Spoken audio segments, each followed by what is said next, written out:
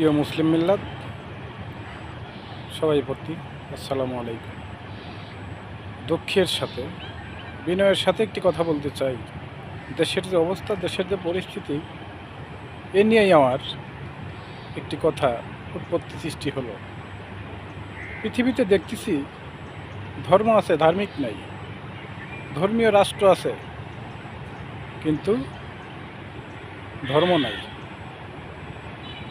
সব কিছু মেনে আমরা যা কিছু করতেছি আমার কাছে ভুল ধারণা হয়। কেননা ধর্ম প্রচার করতে যায় যদি কোনো লোক পিছু হেঁটে, তার কোনো ধর্ম প্রচার হতে পারে না। তাই আমরা ধর্ম প্রচার করতে যায় কখনো কেউ পিছু পাও দেব না, সামনের দিকে এগিয়েই যাব।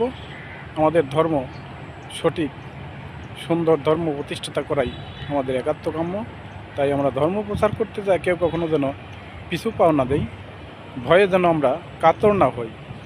ইসরায়েলের মতন কোনো রাষ্ট্রকে দেখে যেন আমরা ভয় না পাই।